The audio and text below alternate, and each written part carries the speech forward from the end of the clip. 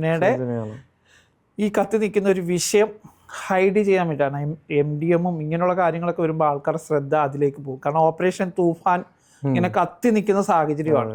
ദിയാസനെ ഞാൻ കാണുന്നത് ഏകദേശം ഒരു 10 വർഷങ്ങൾക്ക് മുമ്പാണ്.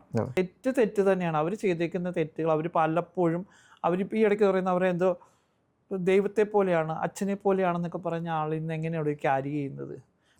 Hi hello, welcome back to my media originals. This is RJ Kiran with U.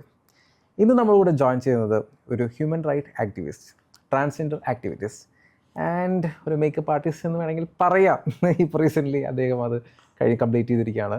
മറ്റാരുമല്ല, രാഗ രഞ്ജിനിയാണ് നമ്മളിവിടെ ജോയിൻ ചെയ്യുന്നത്. വെൽക്കം മാം. നമസ്കാരം. എന്താണ് പുതിയ വിശേഷങ്ങൾ? പുതിയ വിശേഷങ്ങൾ എന്ന് പറഞ്ഞു കഴിഞ്ഞാൽ ഭയങ്കര ഹാപ്പിയാണ്. കാരണം ഇപ്പം ഞാൻ കമ്മൗട്ടായിട്ട് ഏകദേശം 20 വർഷത്തോളമായി. 2006 തൊട്ട് കമ്മ്യൂണിറ്റി അല്ല, അതിനു മുമ്പേ കമ്മ്യൂണിറ്റിയാണ്. പക്ഷെ ഞങ്ങൾക്കൊരു ഫ്രീഡവും ഞങ്ങൾ ഒത്തുകൂടുന്നതും ഒക്കെ എറണാകുളത്ത് ഞാൻ ജോലിക്ക് വരുന്നത് എറണാകുളത്ത് സീ ലോഡിലാണ്. ഞാൻ ഹോട്ടൽ ഫ്രണ്ട് ഓഫീസ് മാനേജറായിട്ട് വന്നു കഴിഞ്ഞപ്പോഴാണ് നമ്മുടെ കമ്മ്യൂണിറ്റിയിലെ കൂടുതൽ ആൾക്കാരായിട്ട് ഗ്യാദർ ചെയ്യുന്നതും പിന്നെ നമ്മൾ ആ ഒരു കോണ്ടാക്ട്സിലേക്ക് പോകുന്നത്. അപ്പോൾ ഇന്നിവിടെ വന്ന് നിൽക്കുമ്പോൾ നമ്മൾ ഒരിക്കലും പ്രതീക്ഷിച്ചില്ല, നമ്മൾ ആഗ്രഹിച്ചതുപോലെ ഇതേപോലെ ഇങ്ങനെ ഒരു സർജറി ഉണ്ടെന്നും ഇങ്ങനെ സ്ത്രീകളുടെ ഡ്രസ്സ് എടുക്കാവുന്നതും ഒക്കെ പറ്റുന്നതിനപ്പുറം ഇവിടെ വന്ന് നിൽക്കുന്നു. അതേപോലെ കൊച്ചി മെട്രോയിൽ ജോബ് കിട്ടുന്നു. അതെ, കൊച്ചി മെട്രോയിലെ ആദ്യത്തെ ക്യൂർ അല്ലെങ്കിൽ ട്രാൻസ് കമ്മിറ്റി എന്നുള്ള ആദ്യത്തെ ഒരു ഉദ്യോഗസ്ഥയാണ്. അതേപോലെ അന്ന് തൊട്ട് നമ്മുടെ ലൈഫ് എനിക്ക് ഒരുപാട് കമ്മ്യൂണിറ്റിയിൽ പ്രശ്നങ്ങൾ ഒരുപാട് ഞാൻ നേരിട്ടിട്ടുണ്ട്. അതിനുശേഷം ഇന്നിപ്പം ഒരു മേക്കപ്പ് ആർട്ടിസ്റ്റ് കൂടെ ആയിക്കഴിഞ്ഞാൽ അത് ഗവൺമെന്റ് സർട്ടിഫൈഡ് മേക്കപ്പ് ആർട്ടിസ്റ്റ് ആയിട്ടിരിക്കും. വെറുതെ ഒരു മേക്കപ്പ് ആർട്ടിസ്റ്റ് അല്ല, ഗവൺമെന്റ് സർട്ടിഫൈഡ് ആണ്. ഞാൻ കണ്ടിരുന്നു പോസ്റ്റ്, ഞാൻ കണ്ടിരുന്നു. അതുകൊണ്ടാണ് ഞാനത് ഇൻട്രോയിൽ അത് എടുത്ത് പറഞ്ഞത്. ഇപ്പം നമ്മൾ ഈ ചാനൽ വിളിക്കാനുള്ള റീസൺ, ഇപ്പോൾ ഒരുപാട് ചർച്ചയാവുന്ന കുറച്ച് കാര്യങ്ങളുണ്ട്. അതായത് സജന ഫിറോസിൻ്റെ ഒരു വെളിപ്പെടുത്തലാണ് പല രീതിയിലും പല ആൾക്കാരിലേക്കും വിരൽ ചൂണ്ടിക്കൊണ്ടിരിക്കുകയാണ്. അപ്പോൾ ദിയാസന MDMA യൂസ് ചെയ്യുന്നതെന്ന് പറയുന്ന ആ ഒരു സ്റ്റേറ്റ്മെൻറ്റാണ് നമ്മൾ രാഗരഞ്ജിനി എന്ന് പറഞ്ഞ വ്യക്തിയെ ഇവിടെ കൊണ്ടുവരാനുള്ള റീസൺ. ബിക്കോസ് ദിയാസനായിട്ട് കൂടുതൽ അടുപ്പം ഉള്ള ഒരു വ്യക്തിയും കൂടിയാണ്.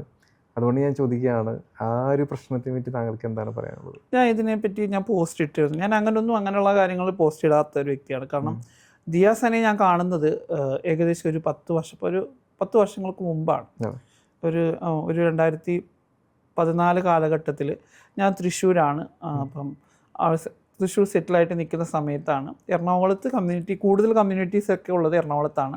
എറണാകുളത്ത് ഒരു പ്രതിഷേധത്തിന് വേണ്ടിയിട്ട് ഞാൻ വരുമ്പോൾ അപ്പോൾ കാണുമ്പോൾ ഒരു പെൺകുട്ടി, ഞങ്ങളുടെ അന്ന് കമ്മ്യൂണിറ്റി ഭയങ്കര സ്ട്രഗിൾ ചെയ്യുന്ന സമയം. എനിക്ക് തൃശ്ശൂരിൽ നിന്ന് ഇവിടെ വരെ ട്രാവൽ ചെയ്ത് വരാനും ആൾക്കാരെ കാണുമ്പോൾ അവർ തുറിച്ചു നോട്ടലും ഒറ്റപ്പെട്ടിട്ടായാലും ഞങ്ങൾ ഒന്നിച്ച് നിന്ന് ആ ഒരു ഇതിൽ ജീവിച്ചു പോകുന്ന ഒരു കാലഘട്ടത്തിൽ ഒരു പെൺകുട്ടി ആദ്യം ഞാൻ ഇതിനെ കണ്ടപ്പോൾ പിന്നെ കേരളത്തിന് വെളിയിൽ ഒരുപാട് പേര് കമ്മ്യൂണിറ്റി ഉണ്ട്.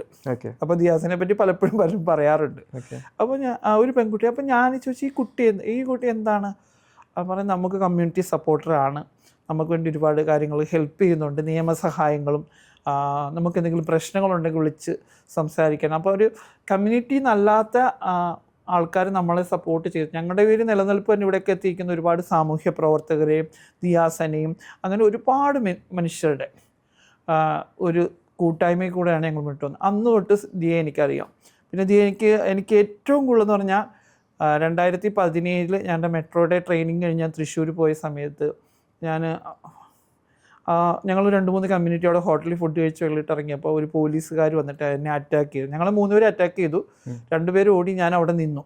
ഓടണമെന്ന് പറഞ്ഞാൽ ഞാൻ ഓടേണ്ട ആവശ്യമില്ലല്ലോ, നമ്മളെന്തിനാണ് ഓടുന്നത്? തെറ്റ് ചെയ്താൽ മാത്രമല്ല ഓടേണ്ട ആവശ്യം. അതുമല്ല, ഞാൻ അവിടെ എല്ലാം എപ്പോഴും ഞങ്ങളുടെ ഫാമിലിയിലും എല്ലാവരും എന്നെ അറിയുന്ന ഒരാളാണ്. അപ്പം ഞാനിങ്ങനെ ഓടും, പോലീസ് അടിക്കുമെന്ന് പറഞ്ഞാൽ അങ്ങനെ ആവശ്യമില്ല. അപ്പം എൻ്റെ സർജറി കഴിഞ്ഞ സമയം കൂടെയാണ്. ചിലപ്പോൾ 1-2 അടി കിട്ടിക്കഴിഞ്ഞാൽ ചിലപ്പോൾ ഞാനും ഓടിയേക്കും. എനിക്ക് ഓടാൻ പറ്റുന്നില്ല. അങ്ങനെ എനിക്ക് ശരീരം മൊത്തത്തിൽ അടി കിട്ടി. പട്ടിയിട്ട് അടിക്കുന്ന പോലെ.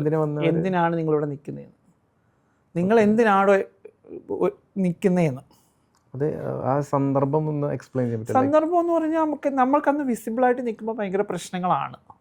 അന്ന് 2014-2016 കാലഘട്ടത്തിലൊക്കെ ഭയങ്കര ഇഷ്യൂസ് ഉള്ള കാര്യമാണ്. അങ്ങനെ നിൽക്കുമ്പോൾ നിങ്ങൾ എന്തിനാണ് ഇവിടെ നിൽക്കുന്നത്? അവർ പറയുമ്പോൾ നമ്മൾ ഓടണം. എന്ന് വെച്ചാൽ നമ്മൾ കമ്മ്യൂണിറ്റിയാണ്, ട്രാൻസ്ജെൻഡർ കമ്മ്യൂണിറ്റിയാണ്, അപ്പോൾ ഓടാൻ പറയുമ്പോൾ നമ്മൾ തെറ്റ് ചെയ്താലാണ് നമ്മൾ ഓടേണ്ടത് അല്ലേ. അപ്പോൾ അവർ തെറ്റിദ്ധരിക്കപ്പെട്ടോ നിങ്ങളെ ഒരു പ്രോസ്റ്റിറ്റ്യൂട്ട് അല്ലെങ്കിൽ ആ രീതിയിൽ നിങ്ങളെ കണ്ടതുകൊണ്ടാണോ അടിച്ചോടിപ്പിച്ചത്? ആ ഒരു അങ്ങനെ ആയിരിക്കും. അപ്പം നമ്മളവിടെ ഈ സമയത്ത് നിൽക്കും. ഞങ്ങളൊരു 5 മണിയൊക്കെ ആയ സമയമായിരുന്നു, ഒരു 5-6 മണി, രാത്രി സമയമൊന്നുമല്ല. ആ സമയത്ത് നിൽക്കുമ്പോഴത്തേക്ക് എനിക്ക് അപ്പോൾ ഓടിയപ്പോൾ ഞാൻ ഓടിയില്ല. അവർ നല്ല ക്രൂരമായി, അതിക്രൂരമായി അടിച്ച് ബ്ലഡൊക്കെ വന്നിട്ട് ഭയങ്കര പ്രശ്നമായി.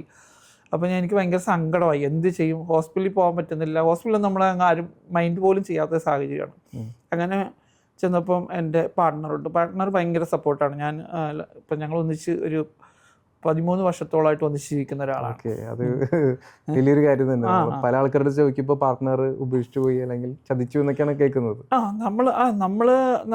നമ്മുടെ ലൈഫിൽ നമുക്കൊരു പാർട്ട്ണർ വരുന്ന സമയത്ത് ഈ പുള്ളി എനിക്ക് സപ്പോർട്ടാണ്. എവിടെ എൻ്റെ കൂടെ വരുമായിരുന്നു. അന്ന് തൊട്ട് എന്നെ എവിടെ കൂടെ, എൻ്റെ സർജറിക്ക് എന്നെ നോക്കിയ പുള്ളിയാണ്.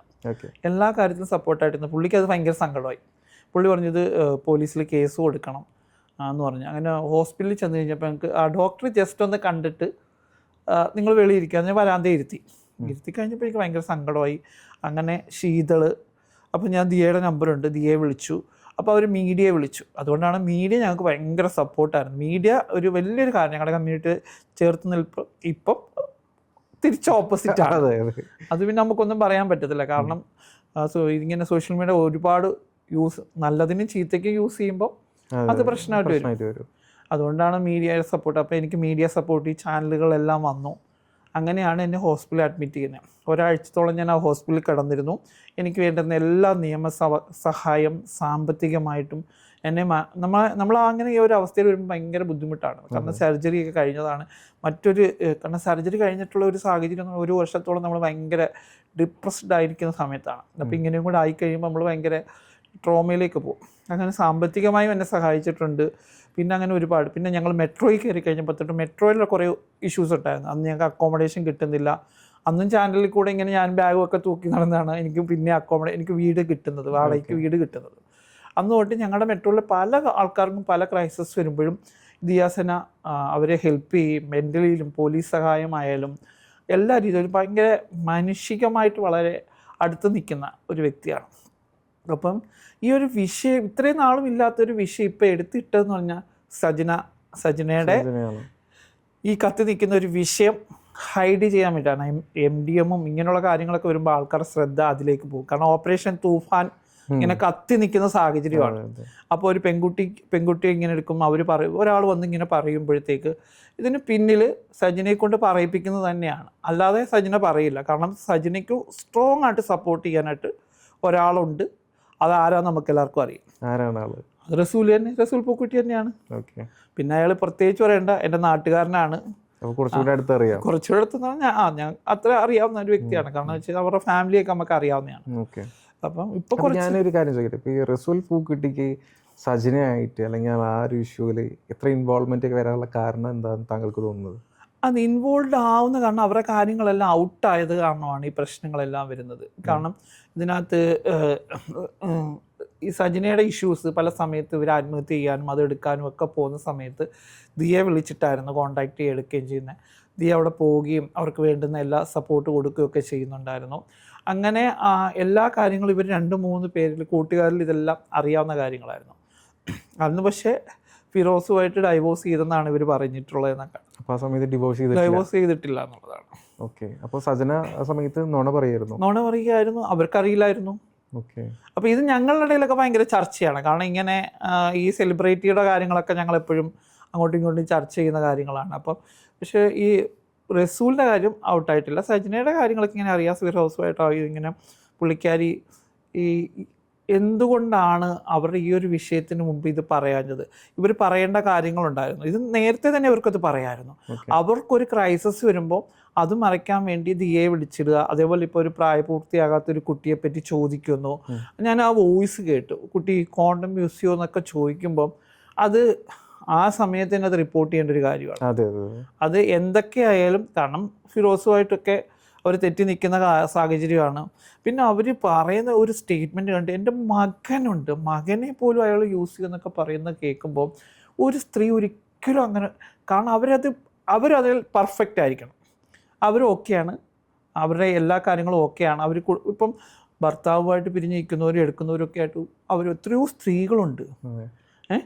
അവരവരുടെ കുട്ടികളെ നോക്കി ജീവിക്കുന്ന, ഞാൻ മെട്രോയിലുണ്ട്, എനിക്കറിയാവുന്ന ഒരുപാട് പേരുണ്ട്, ചെറുപ്പമായിട്ട് കുട്ടികളുണ്ട്, അവരുടെ കുട്ടികളെ നോക്കി സമാധാനമായിട്ട് ജീവിക്കുന്നുണ്ട്. എന്നിട്ട് ഇവർ പറയുകയാണെങ്കിൽ നമുക്കത് പറയാം. ഓക്കെ, ഞാൻ ചോദിക്കട്ടെ, ഇപ്പൊ അവരൊരു തെറ്റ് ചെയ്തു, മറ്റൊരാൾ തെറ്റ് ചെയ്യുന്നത് പറയാൻ പാടില്ല എന്ന് പറയുന്നത് അത് ശരിയായിട്ട് തോന്നുന്നു? അങ്ങനല്ല. ഈ സമയത്ത് അവർ പറയുന്നതെന്ന് പറഞ്ഞാൽ ഇപ്പോൾ ഈ ഒരു വിഷയം ഡൗൺ ആവാൻ വേണ്ടി മറ്റൊരു വിഷയം എടുത്തിടുകയാണ് ചെയ്യുന്നത്. ഓക്കെ, ഒരു മാസ്കിങ്. ഒരു മാസ്കിങ്. കാരണം ദിയാസേന ഒന്നാമത് ബിഗ് ബോസ് കണ്ടസ്റ്റൻ്റ് ആണ്, ഒരു സാമൂഹ്യ പ്രവർത്തകയാണ്. പുള്ളി പല കാര്യങ്ങളും, ചുംബന സമരങ്ങളിലും പല കാര്യങ്ങൾക്കും, സ്ത്രീകളുടെ ഉന്നമനത്തിന് വേണ്ടിയും പല കാര്യങ്ങൾക്കും പ്രതിഷേധിക്കുന്ന ഒരാളാണ്, ഒരു ഇതാണ്. അപ്പോൾ അവർക്കെതിരെ ആൾറെഡി തന്നെ പല രീതിയിലുള്ള അറ്റാക്ക് ഉണ്ട്. പേഴ്സണലി അവരെല്ലാത്തിനും പ്രതികരിക്കുന്ന ഒരു വ്യക്തിയാണ്. ഞാൻ പലപ്പോഴും അവർക്കെതിരെ പ്രതികരിച്ചിട്ടുള്ള ആളാണ്. എല്ലാത്തിനും നമ്മൾ കാരണം സ്ത്രീകൾക്ക് വേണ്ടി മാത്രം സപ്പോർട്ട് ചെയ്തൊക്കെ ഇങ്ങനെ സംസാരിക്കുന്ന ചില കാര്യങ്ങൾ ഞാൻ എതിർക്കാറുണ്ട്.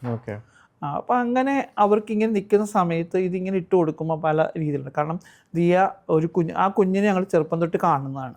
ആ കുട്ടിയെ നോക്കി, ആ കുട്ടി പഠിച്ചുകൊണ്ടിരിക്കുന്ന ഒരു സിറ്റുവേഷനിൽ ഇങ്ങനെ ഓരോ കാര്യങ്ങൾ പറയുന്നു. പിന്നെ വേറൊരു യൂട്യൂബറെ വിളിച്ച് അവരെ പഴയ അടുത്ത് കൊണ്ടുപോയി അവിടുന്ന് ഓരോ കാര്യങ്ങൾ കുത്തിപ്പൊക്കി കൊണ്ടുപോയി. ഇതൊക്കെ കൊണ്ടുവന്നിട്ട് എന്താ കാര്യം?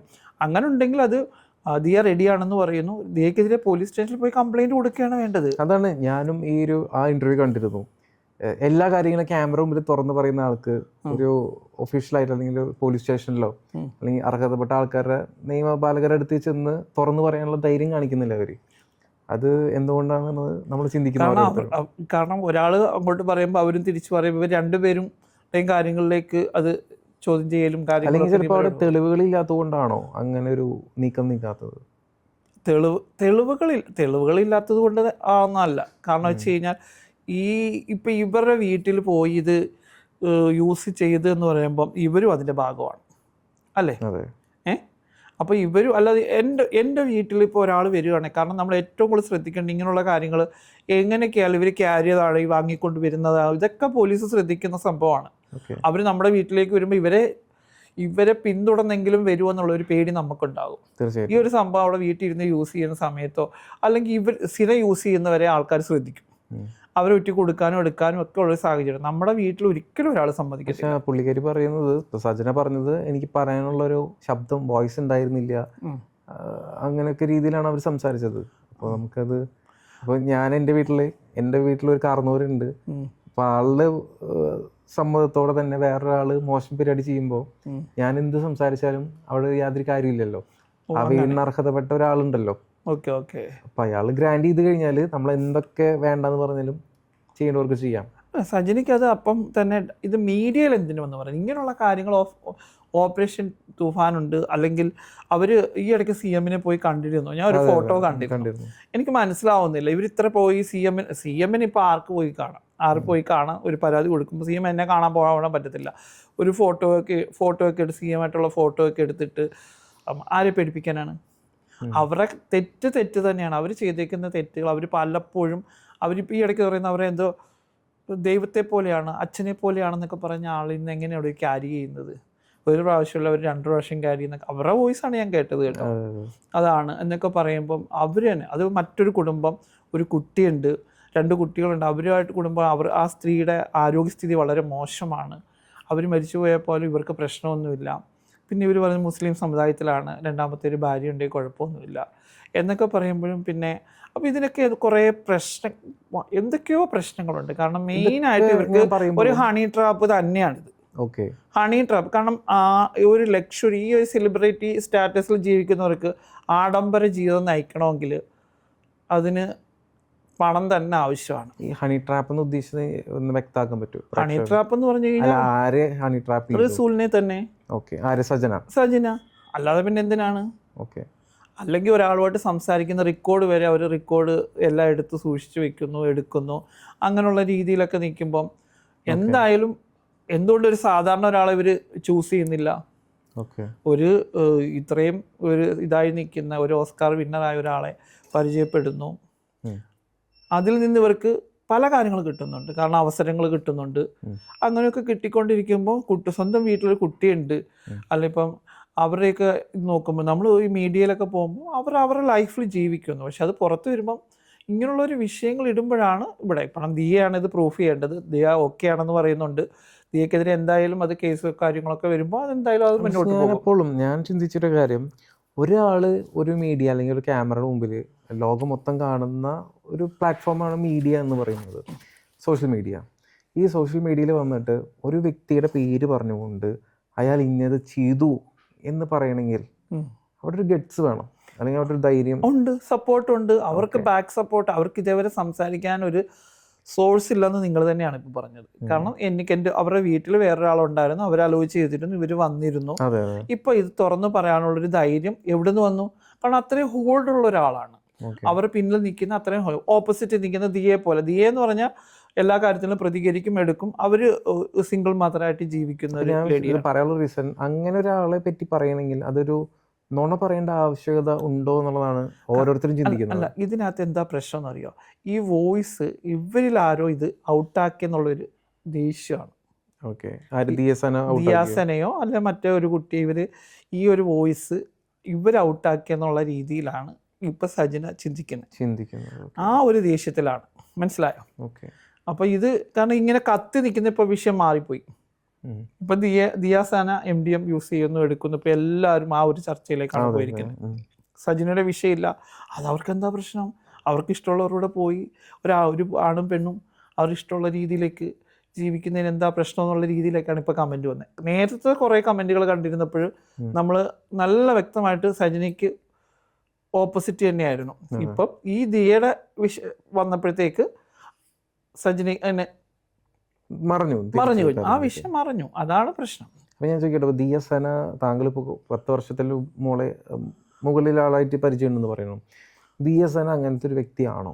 ഒരിക്കലും അല്ല. കാരണം ഞങ്ങൾ ഒരു റൂമിൽ 2-3 ദിവസം ഞങ്ങൾ താമസിച്ചിട്ടുണ്ട്. പലപ്പോഴും നമ്മൾ ഓരോ കമ്മ്യൂണിറ്റിയുടെ പരിപാടികൾക്കും അല്ലെങ്കിൽ ഞങ്ങളുടെ പ്രൈഡ് മാർച്ചിനും അതിനും ഇതിനും ഒക്കെ വരുമ്പോഴുമായിട്ടൊക്കെ താമസിക്കുന്ന സമയത്തൊന്നും ഇങ്ങനെ ഇവർ പറഞ്ഞ് സിഗരറ്റ് വലിക്കുമെന്ന്, സിഗരറ്റിൻ്റെ സ്മെൽ പോലും കണ്ടിട്ടില്ല. അങ്ങനെ ഒരു വ്യക്തി എനിക്ക്, കാരണം എൻ്റെ അറിവിലില്ല. എൻ്റെ അറിവിൽ എനിക്കിപ്പം ഇപ്പോൾ ഒരു 2-3 ബിഗ് ബോസിൽ പോയ ശേഷം നമ്മൾ കോൺടാക്ട് ഇടയ്ക്ക് വിളിക്കും, എടുക്കുക. അവർ ഭയങ്കര തിരക്കായിരിക്കും. അപ്പം ഞങ്ങളുടെ കമ്മ്യൂണിറ്റി ഗ്രൂപ്പിലൊക്കെ ഉണ്ട്, പല കാര്യങ്ങൾക്ക് വേണ്ടി ഞങ്ങൾ സപ്പോർട്ട് ചെയ്യാറുള്ള ഒരു വ്യക്തിയാണ്. ദിയാസന സ്മോക്ക് പോലും ചെയ്യില്ല എന്നല്ല പറഞ്ഞത്, ഞങ്ങളുള്ളപ്പോൾ അത് ഞാൻ കണ്ടിട്ടില്ല. ഓക്കെ, അപ്പം നിങ്ങളില്ലാത്ത സമയത്ത് വലിച്ചിട്ടുണ്ട്, എടുക്കും. അത് ഓരോരുത്തരുടെ ചോയ്സ് ആണ്. സിഗരറ്റ് വലിക്കുന്ന എത്രയോ പെൺകുട്ടികളുണ്ട് ഇവിടെ വയ്ക്കുമ്പോൾ. അത് തന്നെയായിരിക്കും ഈ കാണുന്ന പ്രേക്ഷകരും ചോദിക്കുക. ബിക്കോസ് നിങ്ങൾ സജനയുടെ വീട്ടിലോ അല്ലെങ്കിൽ ആ നടന്ന സിറ്റുവേഷനിൽ നിങ്ങൾ ഉണ്ടായിരുന്നില്ല, അതായത് രാഗരഞ്ജനി ഉണ്ടായിരുന്നില്ല. അപ്പൊ ഇങ്ങനെ നിങ്ങൾക്ക് അല്ല, എനിക്ക് പറയാനുള്ള കാര്യം, ഈ ഒരു വിഷയം വന്നപ്പോൾ അവർ പറയുന്നു അങ്ങനെ ഉണ്ടെങ്കിൽ തെളിവും കാര്യങ്ങളും ഉണ്ടെങ്കിൽ അവർക്ക് നേരിട്ട് സ്റ്റേഷനിലേക്കാണ് പോകേണ്ടത്. അവർ മീഡിയയിൽ പറയുമ്പം ഇവര് ഇങ്ങനെ വന്ന ഒരു പബ്ലിക് മീഡിയയിൽ പറയുന്നതിന്റെ ഉദ്ദേശം എന്താണ്? എന്ത് വിഷയം വരുമ്പോഴും മീഡിയ അറ്റൻഷൻ കിട്ടാൻ വേണ്ടിയിട്ടാണ്. ചില മീഡിയയിലുള്ളവർക്ക് കിട്ടും. ഇപ്പോൾ ഒരു ചാനലിന് ഒരു സംഭവം കിട്ടുവാണെന്ന് വെച്ചാൽ അത് മീഡിയ അറ്റൻഷന് വേണ്ടി അവർ യൂസ് ചെയ്യുമെന്ന് പറയും. ഈ ഒരു വ്യക്തി ഇങ്ങനെ മീഡിയയിൽ വന്നിങ്ങനെ ഈ ഒരു ആള് ഇങ്ങനെയുള്ളൊരു സംഭവക്കാരിയാണ്, സിഗരറ്റ് വലിക്കുന്ന MDM യൂസ് ചെയ്യുന്നവരാന്നൊക്കെ പറഞ്ഞ് ഒരു മീഡിയയിൽ അവർ ബിഗ് ബോസ് കണ്ടസ്റ്റൻ്റാണ്, എല്ലാവർക്കും അറിയാവുന്ന ഒരു വ്യക്തിയാണ്. പല വിഷയങ്ങളിലും, ഭാഗ്യലക്ഷ്മി വിഷയങ്ങളിലും മറ്റേ അയാളെ അറ്റാക്കിയ വിഷയങ്ങളും ഒക്കെ എല്ലാവർക്കും അറിയാവുന്ന ഒരു വ്യക്തിയാണ്. ആ വ്യക്തിയുടെ ഒരു വിഷയം എടുത്തിടുമ്പോഴത്തേക്ക് ഈ വിഷയം ഒന്ന് ഡൗൺ ആവും. അതിന് പിന്നിൽ വേറൊരാളുടെ സപ്പോർട്ടും ഉണ്ടാവും. അല്ല, ഇപ്പം ഞാൻ ഒരിക്കലും ഒന്നും പറയത്തില്ല MDM യൂസ് ചെയ്യുന്ന ഒരാളാന്ന് പറയുമ്പോൾ പല രീതിയിലും എനിക്ക് പ്രശ്നങ്ങൾ വരും. അതെനിക്കൊരാൾ സപ്പോർട്ട് ചെയ്യാണ്. അത് ഇപ്പം താങ്കൾ ഇവിടെ വന്നിരുന്നത് പറയുമ്പോഴും ആൾക്കാർ ചിന്തിക്കുന്നത് താങ്കൾ ഒരു വട്ടം രാഹുൽ മാങ്കൂട്ടത്തിനെ ഒരു സപ്പോർട്ട് ചെയ്ത് സംസാരിച്ച ഒരാളാണ്. തീർച്ചയായിട്ടും ഞാൻ ഇപ്പോഴും രാഹുൽ മാങ്കൂട്ടം. അപ്പൊ അതേപോലെ തന്നെ ജനങ്ങൾ ഇപ്പൊ ചിന്തിക്കുന്നുണ്ടാവും, ദിയ ഇപ്പോൾ MDM യൂസ് ചെയ്താലും ദിയനെ സപ്പോർട്ട് ചെയ്യുന്ന ഒരു വ്യക്തിയാണ്. ദിയനെ ഞാൻ പറയട്ടെ, ദിയനെ സപ്പോർട്ട് ചെയ്യാനുള്ള റീസൺ ജനങ്ങൾ ഇപ്പൊ നോക്കി കാണുന്നത് താങ്കൾക്ക് ഭയങ്കര ബുദ്ധിമുട്ട് വന്നപ്പോൾ താങ്കൾ രക്ഷകനായിട്ട് അല്ലെങ്കിൽ രക്ഷിക്കാൻ വേണ്ടിയിട്ട് ദിയസന അവിടെ എത്തിയിട്ടുണ്ട്. അപ്പൊ അതുകൊണ്ടാണ് രാഗ ഇങ്ങനെ ദിയനെ സപ്പോർട്ട് ചെയ്ത് സംസാരിക്കണേ എന്നൊരു ചോദ്യം അല്ലെങ്കിൽ ഒരു തോട്ട് എല്ലാവരും ഉള്ളിലുണ്ടാവും ഈ വീഡിയോ കാണുമ്പോൾ. അപ്പൊ അതിനെങ്ങനെ താങ്കൾ ഒരു ക്ലാരിറ്റി കൊടുക്കും? അല്ല, ഞാൻ അത് പറയുന്നത് പറഞ്ഞാൽ അത്രയും ഞങ്ങൾക്ക് ക്ലോസ് ആയിട്ട് അടുത്തറിയാവുന്നതും പലർക്കും വേണ്ടി സഹായിക്കുന്ന രീതിയും ഒരു ഹെൽപ്പിംഗ് കമ്മ്യൂണിറ്റി ഒരുപാട് സപ്പോർട്ട് ചെയ്ത് കമ്മ്യൂണിറ്റിയുടെ പല കാര്യങ്ങൾക്കും വരുമ്പോൾ നമുക്ക് ഒരാളുടെ നേച്ചർ മനസ്സിലാവും, ആളെങ്ങനെയുള്ളതാണെന്ന്. ഒരു പെൺകുട്ടി നമ്മുടെ കൂടെ വന്ന് നമ്മുടെ കൂടെ പോകുമ്പോൾ, ഞങ്ങളുമായിട്ട് പോകുമ്പോൾ ആ പെൺകുട്ടി എങ്ങനെയുള്ളത് നമുക്ക് കൂടുതൽ മനസ്സിലാവും. ഞങ്ങൾക്ക് മനസ്സിലാവുന്ന പോലെ വേറെ ആർക്കും മനസ്സിലാവില്ല. പിന്നെ ഇങ്ങനെ ഒരു വിഷയം വന്നപ്പോൾ രാഹുലിൻ്റെ വിഷയം വേറെയാണ്.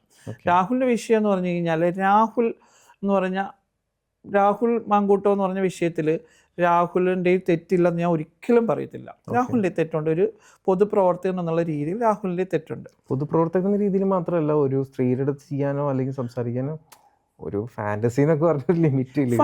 ഫാന്റസി ആഗ്രഹിച്ചിട്ടായിരിക്കുമല്ലോ അവർ പോകുന്നത്. സ്വന്തം ഭർത്താവ് ഈ വന്ന ആകെ ഒരു പെൺകുട്ടിയുടെ കാര്യം കണ്ട് പറഞ്ഞിട്ടുള്ളൂ, അതിനല്ല. ബാക്കിയുള്ളവരെല്ലാം കല്യാണം കഴിഞ്ഞ സ്ത്രീകളാണ്. കല്യാണം കഴിഞ്ഞ സ്ത്രീകൾ എന്തിനാണ് പോകുന്നത്? ഈ ഫാന്റസിക്ക് വേണ്ടി തന്നെയല്ലേ പോകുന്നത്, അല്ലാതെ പിന്നെ വെറുതെ പോകില്ലല്ലോ. അതായിരിക്കുമല്ലോ. കാരണം വെച്ച് കഴിഞ്ഞാൽ കാരണം ഞാൻ പലപ്പോഴും പറയും, ഇപ്പോൾ ഒരാൾ ബസ്സിൽ യാത്ര ചെയ്ത് കഴിഞ്ഞപ്പം അയാളെ ലൈവിൽ കൊണ്ടുവന്നു, അയാൾ മാനസികമായിട്ട് അയാൾ ഇതായിട്ട് അയാൾ ആത്മഹത്യ ചെയ്തു.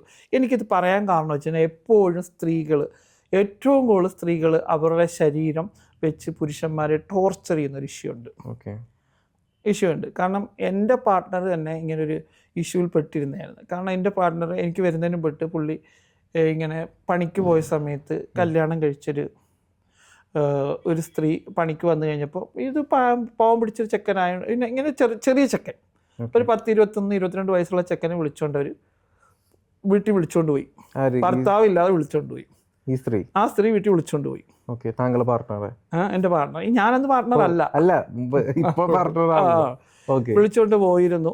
പിന്നെ പോയിട്ട് ഇവര് ഞാൻ കൂടെ ഉള്ള സമയത്താണ് ഈ സംഭവങ്ങൾ അറിയുന്നത്. സമയം അറിയുന്നതിന് ശേഷം ഇവരിടയ്ക്കിടയ്ക്ക് ഭർത്താവില്ലാത്ത സമയത്ത് ഇയാളെ വിളിക്കും. ഇയാളെ വിളിച്ചിട്ട് നീ ഇവിടെ വരണം, അല്ല ഞാൻ പോലീസിൽ ഭീഷണിപ്പെടുത്തും, പരാതി കൊടുക്കും, നിന്നെ ട്രാപ്പിലാക്കുമെന്ന് പറഞ്ഞിട്ട് ഈ ആൾക്ക് അവിടെ പോകേണ്ടി വരുന്നുണ്ട്. ആണുങ്ങളെന്ന് പറഞ്ഞു കഴിഞ്ഞാൽ അങ്ങനെയാണ്. ഒരാളോടുള്ള ക്രഷും ചൂടും ചൂരും ഒക്കെ കഴിയുമ്പോഴത്തേക്ക് അവർ പിന്നെ അതങ്ങ് പോകും. പിന്നെ അവർക്ക് അങ്ങനെയാണ്. പക്ഷെ സ്ത്രീകളല്ല, സ്ത്രീകൾക്ക് ഇയാളോട് ഇഷ്ടമുണ്ടെങ്കിൽ, ഭർത്താവ് ഉണ്ടെങ്കിൽ ഇയാളോട് ഇഷ്ടമാണെങ്കിൽ ഇയാളെ അവരുടെ ആവശ്യത്തിന് വിളിക്കും. അപ്പോൾ അവരിങ്ങനെയുള്ള കുറേ ട്രാപ്പുകളുണ്ട്. ചുരുക്കി പറഞ്ഞാൽ സ്ത്രീകളെ പേടിക്കണമല്ല, എനിക്ക് അനുഭവമുണ്ട്. ഒന്ന് മാത്രമല്ല, പലരും ഞാൻ കണ്ടിട്ടുണ്ട്. എൻ്റെ സുഹൃത്തുക്കളൊക്കെ അവർ മാനസികമായിട്ട് ടോർച്ചർ ചെയ്ത് ചിലപ്പോൾ അവരെ ഭാര്യയുടെ അമ്മ ടോർച്ചർ ചെയ്തിട്ട് പല പുരുഷന്മാരും മാനസികമായിട്ട് ട്രോമയിലേക്ക് പോകുന്നത് ഞാൻ കണ്ടിട്ടുള്ളതാണ്. ഈ ഒരു വിഷയം എടുത്ത് പുരുഷന്മാരെ ടോർച്ചർ ചെയ്യാറുണ്ട്. ഈ ഒരു വിഷയം ഇപ്പോഴും രാഹുലിൻ്റെ കാര്യം തെളിഞ്ഞു വന്നിട്ടില്ല. കേസ് കോടതിയിൽ നിൽക്കുന്ന ഒരാളാണ്. അത് കോടതിയിൽ തെളിഞ്ഞ അയാൾ കുറ്റക്കാരനാണെങ്കിൽ ഓക്കെ, അത് അവിവാഹിതനായ ഒരു പുരുഷനാണ്. പിന്നെ സെലിബ്രിറ്റി സ്റ്റാറ്റസ് നിൽക്കുന്നവരോടൊക്കെ പലർക്കും പല ആഗ്രഹങ്ങളുണ്ട്. എല്ലാവരും അങ്ങോട്ട് പോയതാണ്. പക്ഷെ ആദ്യം ഈ ഒരു പരാതി വരുന്നത് ഈ പറയുന്ന അതിജീവിതകന്മാരൊന്നും പോയി പരാതി കൊടുത്തിട്ടല്ല. ആരിൽ നിന്നാണ് വന്നത്? ഒരു നടി എന്ന് അറിയപ്പെടുന്ന ഒരു വ്യക്തി, സ്ത്രീകൾക്ക് വേണ്ടി സംസാരിക്കുന്ന ഒരു വ്യക്തി ഇങ്ങനെ ഹൂ കെയേഴ്സ് എന്നൊക്കെ പറയുന്നു. അങ്ങനെ ഭയങ്കരമായിട്ട് ചാനലിൽ ചർച്ചകൾ വരുന്നു. അതിനുശേഷമാണ് ഇങ്ങനെ പരാതികളുടെ പ്രവാഹം വരുന്നത്. പൊളിറ്റിക്കലും അതുണ്ട്. അങ്ങനെ പരാതികൾ വരുന്നു. അപ്പോഴാണ് നമ്മൾ അന്വേഷിച്ചപ്പോഴല്ല, ഇവരെല്ലാം വിവാഹിതകളാണ്, ഡൈവോഴ്സി അല്ല, കുട്ടികളുണ്ട്, ഒരു കുടുംബമായിട്ടുള്ള. അപ്പോൾ പിന്നെ അതിലെന്ത് തെറ്റ്? ഒരു പുരുഷൻ എന്ന് പറഞ്ഞാൽ ഒരു കല്യാണം കഴിക്കാതെ ഒന്നുമില്ലാതെ ഒരു സ്ത്രീ, അവർ രണ്ടുപേരും ഇഷ്ടപ്രകാരം ആ സമയത്തൊക്കെ അവർ എൻജോയ് ചെയ്തിട്ടുള്ളവരാണ്, അല്ലേ? ഒരു പുരുഷനും ഒരു സ്ത്രീയും ഒന്നിച്ച് അവർ ബന്ധപ്പെടുമ്പോൾ അതെല്ലാ രീതിയിലും രണ്ടുപേരും അതിൻ്റെ എല്ലാ സുഖങ്ങളും അനുഭവിച്ചവരാണ്. അത് കഴിഞ്ഞിട്ട് ഒരു പുരുഷനെ ട്രാപ്പ് ചെയ്യുമ്പോൾ അതെന്താണ്? അതിൻ്റെ ഉദ്ദേശം എന്താണ്? അല്ലെങ്കിൽ അവൻ ചിലപ്പോൾ ഓക്കെ അവിവാഹിതയാണെങ്കിൽ ചിലപ്പോൾ കല്യാണം കഴിക്കണം, അല്ലെങ്കിൽ കേസ് കൊടുക്കണം. ഇത് ഒരു പുരുഷൻ്റെ അല്ല, രണ്ട് പുരുഷന്മാരുടെയാണ് ജീവിതം കളയുന്നത് ഇവർ. അപ്പോൾ പിന്നെ ഞാൻ ആ സ്ത്രീയെ എങ്ങനെയാണ് സപ്പോർട്ട് ചെയ്യേണ്ടത്? അതിജീവിത എന്ന് പറഞ്ഞാൽ ഒരുപാട് അതിജീവിതന്മാരെ എനിക്കറിയാവുന്നതാണ്. ഞാൻ ഒരു സ്ത്രീ വിരോധിയൊന്നുമല്ല. പിന്നെ രാഹുലിനെ ഞാൻ ആകെ ഒരു പ്രാവശ്യം കണ്ടു. ഞാൻ ഒരു പാർട്ടി പ്രവർത്തകയാണ്, പാർട്ടിക്ക് വേണ്ടി നല്ല രീതിയിൽ പണിയെടുക്കുന്ന ഒരാളാണ്. അതുകൊണ്ട് അപ്പോൾ പുള്ളിക്ക് സപ്പോർട്ട് കൊടുക്കേണ്ട സാഹചര്യം. എനിക്കിങ്ങനെ കുറേ ബാക്ക്ഗ്രൗണ്ടിൽ കുറേ പുരുഷന്മാരെ ടോർച്ചർ ചെയ്യുന്ന, അവരെ മാനസികമായിട്ട് ബുദ്ധിമുട്ടുള്ളവരും ഞാൻ എൻ്റെ ഐഡൻറ്റിറ്റി തുറന്നു വന്ന സമയത്ത് ഒരുപാട് പേര് എന്നെ ഹെൽപ്പ് ചെയ്തിട്ടുണ്ട്.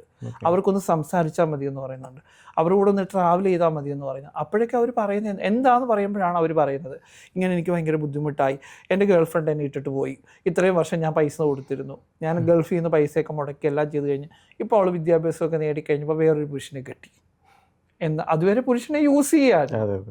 അപ്പം പിന്നെ ഞാനെങ്ങനെയാണ് ഒരു സ്ത്രീക്ക്, കാരണം എനിക്കറിയാവുന്ന ഒരു സ്ത്രീയാണെങ്കിൽ തീർച്ചയായിട്ടും ഞാൻ സപ്പോർട്ട് ചെയ്യും. ഇതൊക്കെ ഉള്ള ഒരു സിറ്റുവേഷനിൽ ഞാൻ ഒരിക്കലും രണ്ടുപേരും കുറ്റക്കാരാണ്, അല്ലേ? ഇപ്പോൾ താങ്കൾ പറഞ്ഞപ്പോൾ ഞാനടക്കം പുരുഷന്മാരെല്ലാവരും ശ്രദ്ധിക്കണം, പേടിച്ചിട്ട് വേണം ഒരു ബസ്സിൽ യാത്ര ചെയ്യാനായിട്ട്. അതായത് തൊട്ടപ്പുറത്ത് KSRTC ബസ്സിലോ പ്രൈവറ്റ് ബസ്സിലോ തൊട്ടപ്പുറത്ത് സ്ത്രീ വന്നിരുന്നു കഴിഞ്ഞാൽ പുരുഷൻ പരമാവധി ചേർന്ന്, അതായത് ഒന്നും സേഫ് ആക്കിയിരിക്കണം, കൈ വരെ ആ ഭാഗത്തേക്ക് പോണില്ല എന്ന്. അതുപോലത്തെ സിറ്റുവേഷൻ ആയി നമ്മുടെ ചുറ്റും. നമ്മൾ തീർച്ചയായും ശ്രദ്ധിക്കണം. പക്ഷെ എല്ലാരും അങ്ങനെയൊന്നും അല്ല. ഞാൻ സ്കൂളിൽ ട്രാവൽ ചെയ്യുന്ന സമയത്ത് ഞാൻ കണ്ടിട്ടുണ്ട്, ഒരു സ്ത്രീ ഇപ്പോ പെട്ടെന്ന് എങ്ങാനും ഇയാളെന്നെ കയറി പിടിച്ചു എന്ന് ജസ്റ്റ് ഒന്ന് ഷൗട്ട് ചെയ്താൽ മതി, ആ ബസ്സിൽ നിൽക്കുന്ന ആ റോട്ടിൽ കൂടെ പോണ ആൾക്കാരൊക്കെ ഈ പുരുഷനെ അറ്റാക്ക് ചെയ്യും. അത് പുരുഷന്റെ ശാപമായി മാറിയിരിക്കും. എനിക്കറിയില്ല എപ്പോഴും ഇതെന്താണെന്നറിയാവോ, ഇത് പലരും മിസ്യൂസ് ചെയ്യുന്നോണ്ടാ. ഇങ്ങനെയുള്ള കാര്യങ്ങൾ നടന്നിട്ടുണ്ട്. ഞാൻ സ്കൂളിൽ പഠിച്ചോണ്ടിരുന്ന സമയത്ത് ഞാൻ ബസ്സിൽ ട്രാവൽ ചെയ്യുന്ന സമയത്ത് പെൺകുട്ടികളെ കാണിച്ചിട്ട് ആ ഞങ്ങളുടെയൊക്കെ ചെറുപ്പത്തിൽ പറഞ്ഞാൽ ആ കാലഘട്ടത്തിൽ പ്രതികരിക്കാൻ പറ്റാത്ത പെൺകുട്ടികളാണ്. ആ സമയത്ത് ആ കുട്ടികളോട് ഓരോരുത്തർ കാണിക്കുന്നുണ്ട്. അപ്പം ഞാൻ പ്രതികരിച്ചിട്ടുള്ള ആളാണ്.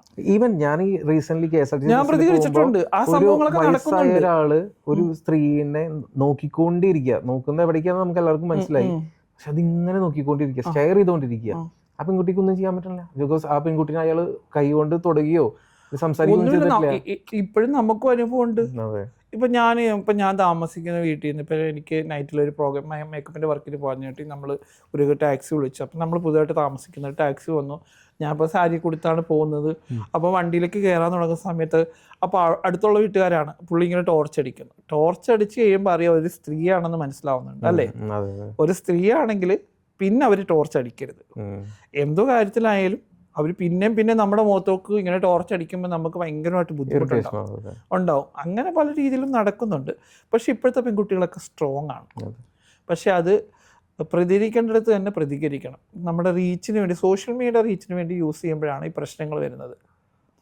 അല്ലാതെ ഞാൻ ഒരിക്കലും സ്ത്രീ വിരോധിയോ അല്ല രാഹുൽ മാങ്കൂട്ടത്തിനെ കണ്ണടച്ച് വിശ്വസിനെ സപ്പോർട്ട് ചെയ്തില്ല. അതുവഴി എനിക്ക് ഒരുപാട് അറ്റാക്ക് ഇപ്പോഴും വരുന്നുണ്ട്.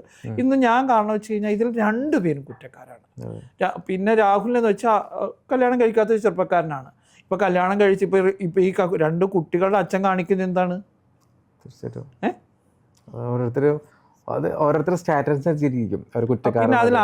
ഇതിലൊന്നും ഒരു കുറ്റമില്ല. കാരണം സെക്സ് എന്ന് പറഞ്ഞ ആഹാരവും വസ്ത്രവും പാർപ്പിടവും എന്ന പോലെ തന്നെ ഒരു മനുഷ്യന്റെ നീഡാണ്. പക്ഷെ പുരുഷനെന്ന് പറഞ്ഞാൽ ഓരോ മേച്ചിൽപ്പുറം ഇങ്ങനെ തേടിപ്പിക്കൊണ്ടിരിക്കും. ഒന്ന് കഴിയുമ്പോൾ അവർക്ക് ഒരു പെൺകുട്ടിയോട് ഇപ്പോൾ ചിലരുടെ മൈൻഡ് അങ്ങനെയാണ്, അവരോടൊരു ഇത് കഴിയുമ്പോഴത്തേക്ക് പിന്നെ അവരോടുള്ള ഇഷ്ടം തീരും, അവരടുത്തടുത്തേക്ക് പോവാം. അപ്പം ഇവരുടെ ആഗ്രഹങ്ങൾക്ക് അയാൾ എൻ്റെ എന്തോ ആണ്, അയാൾ എപ്പോഴും എൻ്റെ കൂടെ വരണമെന്ന് പറഞ്ഞു കഴിഞ്ഞാൽ അവരോട്ട് യാതൊരു റിലേഷൻ ഇല്ലാത്തവർ അടുത്തടുത്തേക്ക് പോകും. അപ്പോഴാണ് ഇവർക്ക് പ്രശ്നങ്ങൾ വരുന്നത്. ഈ രാഹുൽ മാങ്കൂട്ടത്തിൻ്റെ വിഷയത്തിലൊക്കെ വന്ന പ്രശ്നങ്ങൾ ഇങ്ങനെയാണ്. ഈ ആരോപണം ഉന്നയിച്ച വ്യക്തി രാത്രി ടെലഗ്രാം ചാറ്റിങ്ങിൽ വിളിക്കുന്നു, അമ്മയുടെ ബർത്ത്ഡേക്ക് വിളിക്കുന്നു, അങ്ങോട്ട് മെസ്സേജ് അയക്കുന്നു ഒക്കെ പറയുമ്പോൾ ഇവർക്ക് വിഷമം എന്താ അറിയാം, ഞാനല്ലാതെ വേറൊരാളുണ്ട്, അങ്ങനെ വന്നപ്പോഴാണ് ഇവർക്ക് പ്രശ്നങ്ങൾ വരുന്നത്. ഇൻസെക്യൂരിറ്റി അല്ല, അയ്യോ ഞാനല്ല, ഇപ്പൊ ഇവര് വിചാരിക്കും ഞാൻ മാത്രമേ ഉണ്ടാവുള്ളൂ എന്ന് വിചാരിച്ച്. അപ്പൊ ഇങ്ങനെ അവര് എന്ത് ചീറ്റിങ്, എനിക്കത് വലിയ ചീറ്റിംഗ് ആയിട്ട് തോന്നുന്നു. ഒരാൾ വില്ലിങ് ആണെങ്കിൽ, ഞാൻ ഹോട്ടലിൽ വർക്ക് ചെയ്ത ഒരാളാണ്. ഞാൻ ഹോട്ടലിൽ വർക്ക് ചെയ്ത സമയത്ത് ഞാൻ അതുകൊണ്ട് തന്നെയാണ് ഈ ബസ്സിൽ ട്രാവൽ ചെയ്തവർ വരാറുണ്ട്, ട്രെയിനിൽ ട്രാവൽ ചെയ്തവർ, രാവിലെ വീട്ടിൽ നിന്ന് കുടുംബമായിട്ട് വരുന്നവരുണ്ട്. ആ ട്രെയിനിൽ പരിചയപ്പെട്ടവർ നമ്മുടെ ഹോട്ടലിൽ വന്ന് റൂം എടുക്കുമ്പോൾ തന്നെ നമുക്കറിയാം. ഇപ്പോഴല്ല, അന്നൊക്കെ ഭയങ്കര കേസും റെയ്ഡും ഒക്കെ ഉള്ളതാണ്. നമ്മളെ കണ്ണടച്ച് കൊടുക്കണം. കാരണം ചില സമയത്ത് അങ്ങനെയാണ് നമുക്ക് അങ്ങനെ പറയുന്നത്. അവർ വന്നിട്ട് കറക്റ്റ് ഡ്യൂട്ടി ടൈം ആകുമ്പോഴത്തേക്ക് ഇവർ പോകുന്നു. ഈ സംഭവങ്ങളൊക്കെ നടക്കുന്ന ഒരു മനുഷ്യന്റെ ആവശ്യമാണ്. അത് ഇപ്പോൾ സെക്സ് എന്ന് പറഞ്ഞു കഴിഞ്ഞാൽ അത് ഒരാളിൽ മാത്രം ഒതുങ്ങി നിൽക്കുന്നില്ല. കാരണം നമ്മൾ കുടുംബമായിട്ട് കുട്ടികളുമായിട്ടൊക്കെ ജീവിക്കുമ്പോൾ നമ്മുടെ സാഹചര്യമാണ്, നമ്മുടെ കുട്ടികളുണ്ട്, നമ്മുടെ കുടുംബമുണ്ട്, അവരെ നോക്കണം, പ്രശ്നമാവും. പൊതുസമൂഹം അറിഞ്ഞു കഴിഞ്ഞാൽ ഇത് പ്രശ്നമാവെന്ന് പറഞ്ഞുകൊണ്ട് മാത്രമാണ് അടങ്ങി നിൽക്കുന്നത്. അല്ലാത്ത എല്ലാവരും. അപ്പൊ അത് താങ്കൾ തെറ്റല്ല എന്നാണ് പറയുന്നത്? എന്ത് തെറ്റാണ്? 2 പേർക്ക് പരസ്പരം ഇഷ്ടമായിട്ട് സെക്സ് ചെയ്യുന്നതിന് എന്താണ് പ്രശ്നം? നിങ്ങളിപ്പോ വീട്ടിൽ ചോറും കറിയും കഴിക്കുന്നു, നിങ്ങൾക്ക് വീട്ടിൽ നിന്ന് വെളിയിൽ പോകുമ്പോൾ ചിക്കൻ ബിരിയാണി കഴിക്കണം എന്ന് പറയാം. സെക്സ് അങ്ങനെ നമ്മുടെ മലയാള ദാമ്പത്യ ജീവിതം എന്ന് പറഞ്ഞാൽ, പക്ഷെ അതിൽ വേറെ തെറ്റുണ്ട്. ഒരു ഇതുണ്ട്, ഞാൻ പോവുകയാണെങ്കിൽ എൻ്റെ ഭാര്യയും പോവാൻ ഞാൻ അനുവദിക്കണം. അതിൽ മാത്രമേ ഞാൻ വില്ലിങ് കൊള്ളൂ. അല്ല ഞാൻ മാത്രം അല്ല, ഈ ഭാര്യനെ അല്ലെങ്കിൽ ഭർത്താവോ അങ്ങനെ ഉണ്ടല്ലോ, ആ സിസ്റ്റം ഉണ്ടല്ലോ. ഞാൻ ഡൽഹി പഠിച്ചു വളർന്നതാണ്. ഭയങ്കര മോശമായിട്ടുള്ള, എന്ത് മോശമാണ്. അതായത് ഒരാള് ഓക്കെ അല്ല, മറ്റാള് ഓക്കെ ആണെന്ന് വിചാരിച്ചിട്ട് ഒരാള്, എനിക്കത് അതിന്റെ ഒരു ഉൾക്കൊള്ളാൻ പറ്റില്ല. കാരണം ഞാൻ 8ാം ക്ലാസ്സിന് ശേഷം ഞാൻ പഠിച്ചു വളർന്നത് നോർത്തിലാണ്. ഞാൻ നോർത്തിൽ ഡൽഹിയിൽ വർക്ക് ചെയ്യുന്ന സമയത്ത് വീക്കിലിയിൽ ഹസ്ബൻഡ് ആൻഡ് വൈഫ് ഫാമിലി ആയിട്ട് വന്നിട്ട് അവർ ഈ ക്ലബിലൊക്കെ എക്സ്ചേഞ്ച് ഉണ്ട്, കീ എക്സ്ചേഞ്ച് ചെയ്യും. കീ എടുത്ത് പാർട്ടിയുടെ അവസാനം ആകുമ്പോൾ ഇവർ കീ എടുത്തെറിയും. കീ എടുത്തെറിയി കഴിയുമ്പം ഈ കീ ആരുടെ കയ്യിൽ കിട്ടുന്നോ ആ വണ്ടിയിലുള്ള ആള് വണ്ടിയുടെ ആള് ആ ഒരു സ്ത്രീ ഇവരോട് പോകും. അവർ അങ്ങോട്ടും ഇങ്ങോട്ടും അറിഞ്ഞുകൊണ്ട് പോകുന്നുണ്ട്. ഭാര്യയും ഭർത്താവും അവർ എക്സ്ചേഞ്ച് ചെയ്യുന്നുണ്ട്. ഇതൊക്കെ വർഷങ്ങളായിട്ട് നടക്കുന്ന സംഭവങ്ങളാണ്. കേരളത്തിലാണ് ഇത് പ്രശ്നങ്ങൾ. നമ്മൾ കേരളത്തിൽ നിന്നുകൊണ്ട് സംസാരിക്കുമ്പോൾ കേരളത്തിൽ അല്ല, ഇത് ഇങ്ങനെ എല്ലാം നടക്കുന്നുണ്ട്, പക്ഷെ മീഡിയയിൽ വരുന്നില്ല. അത് ഇഷ്യൂ വരുമ്പോഴാണ് എല്ലാം നടക്കുന്നുണ്ട്. കുട്ടികളെ കൊന്ന് കഴിക്കുന്ന ആൾക്കാരുണ്ട്, എല്ലാം നടക്കുന്നുണ്ട്. അത് നടക്കുന്നുണ്ട്, എല്ലാം നടക്കും. എന്റെ വ്യൂവിലാണ് പറയുന്നത്. രണ്ടുപേർക്കും ഓക്കെ ആണെങ്കിൽ ഓക്കെ. താങ്കളുടെ വ്യൂ പോലെ മറ്റുള്ള ഞാൻ ഒരു ഹോട്ടലിൽ വർക്ക് ചെയ്തതാ. കാരണം അവരൊക്കെ വീട്ടിലിരിക്കുന്നവരൊന്നും അറിയുന്നില്ല. ഇവർ രണ്ടുപേർക്കും പരസ്പരം ഇഷ്ടപ്പെടുന്നു, അവർ വന്ന് ഹോട്ടലിൽ റൂം എടുക്കുന്നു, അവർ പോകുന്നു വരുന്നു. ഇതൊക്കെ ഞാൻ 2006 20 വർഷങ്ങൾക്ക് മുമ്പ് ഇവിടെ നടന്നതാണ്. ഇപ്പോൾ ഇതെല്ലാം സ്വന്തം ഭാര്യയെ മറ്റൊരുത്തിൻ്റെ കൂടെ കണ്ടാൽ പോലും അതിനെതിരെ കേസെടുക്കാൻ പറ്റത്തില്ലെന്ന് പറഞ്ഞൊരു കാലഘട്ടത്തിലാണ് നിൽക്കുന്നത്. ആണോ? അപ്പോൾ പിന്നെ ഇതെങ്ങനെ തെറ്റാവുന്നില്ല. അതിൽ നമ്മുടെ ഒരു സ്വയം ഒരു സാധനമുണ്ടല്ലോ, അത് നമ്മുടെ ഒരു മൂടുപടമാണ്. എന്ത് മൂടുപടമാണ്? എനിക്കൊരു ഭാര്യയുണ്ട്, എനിക്കൊരു കുട്ടിയുണ്ട്. എന്റെ ഭാര്യ പോകുന്നുണ്ടോ ഇല്ലയോന്ന് ഞാൻ നോക്കേണ്ട ആവശ്യമില്ല. പക്ഷേ ഞാൻ എൻ്റെ ഒരു ഭാര്യനെ വഞ്ചിച്ച് ഞാൻ പോകുമ്പോൾ ഞാനാണോ കുറ്റക്കാരൻ? അത് നമ്മൾ ആദ്യമേ കുറ്റക്കാരാവുകയാണ്. നമുക്ക് അങ്ങനെ ഒരു ചിന്തയുണ്ട്. നമ്മൾ ആ നമ്മളോട് തന്നെ തെറ്റ് ചെയ്തിട്ടാണ് നമ്മൾ പോകുന്നത്. അതിൽ ഇങ്ങനെ കാര്യങ്ങൾ നടക്കുന്നുണ്ടാന്ന് പറഞ്ഞു. അങ്ങനെ ചെയ്യണമെന്ന് ഞാൻ ഒരിക്കലും പറയുന്നില്ല. പക്ഷെ ഇത് കാണുമ്പോൾ ഇത് സമൂഹം കണ്ടെന്ന് പറഞ്ഞു. ഞങ്ങൾ സമൂഹത്തിന് നിങ്ങളുടെയൊക്കെ ആ ഒരു ബാരിന്റെ അപ്പുറത്ത് ജീവിക്കുന്ന മനുഷ്യരാണ് ഞങ്ങൾ. കുടുംബം അല്ലെങ്കിൽ അങ്ങനെയുള്ള ഞങ്ങളുടെ കമ്മ്യൂണിറ്റിയിൽ പലരും വന്ന് പറയുന്നത്, പല പാർട്ട്നേഴ്സ് വന്ന് പോകുന്നുണ്ട്. ഞങ്ങളുടെ കമ്മ്യൂണിറ്റി തന്നെ പലർക്കും പാർട്ട്നേഴ്സ് വന്നു പോകുന്നുണ്ട്. അവർക്കൊരു ഇടത്താവളമായിട്ട് കുറേ നാൾ താമസിക്കും. അത് കഴിയുമ്പോൾ അവർ വേറെ സ്ത്രീകളെ കല്യാണം കഴിച്ച് പോകുന്നുണ്ട്. ഞങ്ങളുടെ സമ്പത്തും ഞങ്ങളുടെ ഇതെല്ലാം എടുത്തുകൊണ്ട് പോകുന്നു, എല്ലാം എടുത്തിട്ട് പോകുന്നു. അങ്ങനെ പോകുന്ന എത്രയോ ആൾക്കാരുണ്ട്. ഇതൊക്കെ ഇവിടെയൊക്കെ നടക്കുന്നതാണ്, ആരും അറിയുന്നില്ല. ആ കല്യാണം കഴിക്കുന്ന പെൺകുട്ടി അറിയുന്നുണ്ടോ ഇത് വർഷങ്ങളായിട്ട് ഒരു ട്രാൻസിൻ്റെ കൂടെ താമസിച്ചിട്ടാണ് പോകുന്നതെന്ന്? അങ്ങനെയൊക്കെ നടക്കുന്നുണ്ട്. പിന്നെ കേരളത്തിൻ്റെ വെളിയിൽ ഞാൻ ജോലി ചെയ്തുകൊണ്ടിരുന്ന സമയത്ത് ഇവിടുത്തെ കേരളത്തിലെ പെൺകുട്ടികളും ആൺകുട്ടികളും ഒരു റൂമിലാണ് താമസിക്കുന്നത്. എത്ര വർഷങ്ങൾക്ക് മുമ്പ്? 10-25 വർഷങ്ങൾക്ക് മുമ്പ് ഒരു റൂമിലാണ് താമസിക്കുന്നത്. പിന്നെ അവിടെ നടക്കുന്നതൊന്നും പറയാൻ പറ്റത്തില്ല. ഇതൊക്കെ കണ്ടു വളർന്ന ആൾക്ക് എനിക്കിതൊക്കെ ഒന്നും വലിയ കാര്യമല്ല. കാരണം മലയാളികളായതുകൊണ്ട് ആ ഒരു ചിട്ടയിൽ നിൽക്കുന്നുണ്ട് നമ്മൾ. പക്ഷെ നമ്മളിപ്പം ഞാൻ ജീവിക്കുന്ന കേരളത്തിലായതുകൊണ്ട് ഇപ്പം ഞാൻ ഇങ്ങനെയാണ് ഡ്രസ്സ്. ഞാൻ ഡൽഹി പോയി കഴിഞ്ഞാൽ എൻ്റെ ഡ്രസ്സ് വേറെ രീതിയിൽ ഞാൻ ഡ്രസ്സ് ചെയ്തിട്ടുണ്ട്. കാരണം അത് എനിക്ക് അവരുമായിട്ട് ഓക്കെയാണ്. പക്ഷെ ഇവിടെയാണെങ്കിൽ നമ്മുടെ കൾച്ചറിനനുസരിച്ച് നമ്മൾ ജീവിക്കുന്നു. എല്ലാവരോടും അങ്ങനെ ജീവിക്കാൻ പറയാൻ പറ്റില്ല. നമ്മുടെ ചിട്ടകൾ ശരിയല്ല, അല്ലെങ്കിൽ മാറ്റം വരണം എന്ന് താങ്കൾക്ക് എപ്പോഴും തോന്നിയിട്ടുണ്ടോ? നമ്മൾ സ്വയം മാറണം. നമ്മൾ ചിന്തിക്കുന്നതനുസരിച്ച്. ഇപ്പോൾ എറണാകുളത്ത് രാത്രി നോക്കിക്കേ, ഇവിടെ താമസിച്ചുവിടുന്നത്. ഞാൻ സ്റ്റേഡിയത്തിൻ്റെ അടുത്ത് താമസിച്ചിടുന്നത്, സ്റ്റേഡിയത്തിൻ്റെ തൊട്ടടുത്ത് താമസിച്ചുകൊണ്ടിരുന്നത്. ആ രാത്രി ആകുമ്പോഴത്തേക്ക് ആൺകുട്ടികളും പെൺകുട്ടികളും അവിടെ വന്നിരിക്കുകയാണ്. ഞങ്ങളുടെ വീടിൻ്റെ തൊട്ടടുത്ത് എൻ്റെ ഹസ്ബൻഡാണ് കല്ലെടുത്ത് എറിഞ്ഞ് ഓടിക്കുന്നത്. എന്തിനു ഓടിക്കുന്നു? അവർ കാണിച്ചു കൂട്ടി. നമ്മുടെ വീടിന്റെ ഫ്രണ്ടിലല്ലേ നിൽക്കുന്നത്. അങ്ങനെയല്ല, നമ്മളൊരു വീട് നിൽക്കുന്നതിന് തൊട്ടിപ്പുറത്ത് നമ്മൾ വാടകയ്ക്ക് താമസിക്കുന്നവരാണ്. നാളെ ഒരു ഇഷ്യൂ കണ്ടു കഴിഞ്ഞാൽ അതുകൊണ്ടാണ് അവർ പ്രൈവറ്റ് സ്പേസ് ഉള്ള പബ്ലിക്കിൽ അത് ശരിയുള്ള കാര്യമല്ലെന്ന് മാത്രമേ ഉള്ളൂ. ഓരോരുത്തരുടെ വീട്ടിലോ വീടിൻ്റെ മുറ്റത്തോ എടുത്തോ ഒക്കെ പോയിരിക്കുന്നത് ശരിയുള്ള കാര്യമല്ല. വീടിന് മുമ്പ് വന്നിരുന്നോണ്ട് മാത്രമാണ്. ഞാൻ ചോദിക്കുക, എന്തിനാണ് ഇങ്ങനെ ചെയ്യുന്നതെന്ന്. എന്തായാലും ഒരു ആൺകുട്ടിയാണല്ലോ, അത് അവർക്ക് ഇഷ്ടപ്പെടുവോ? അവർ വന്ന് ഇങ്ങനെ 2 കപ്പിൾസ് വന്നിരിക്കുമ്പോൾ എന്തായാലും ഇവർക്കും ജലസം ഉണ്ടാവില്ലേ? എനിക്കറിയില്ല. ഞാൻ അപ്പം പറയും, എടാ നിൽക്കുന്ന ആളുണ്ടോ, അവരവിടെ ഇരിക്കുന്നില്ല, അവരുടെ ഇഷ്ടപ്രകാരം നിൽക്കുന്നില്ല. എറണാകുളത്തൊക്കെ ഞാൻ ഇതൊക്കെ കണ്ട ഒരാളായതുകൊണ്ടാണ്. അല്ല അതേപോലെ ജീവിക്കണോ എടുക്കണമെന്നൊന്നും ഞാൻ ഒരാളോടും പറയത്തില്ല. നിങ്ങളുടെ ജീവിതം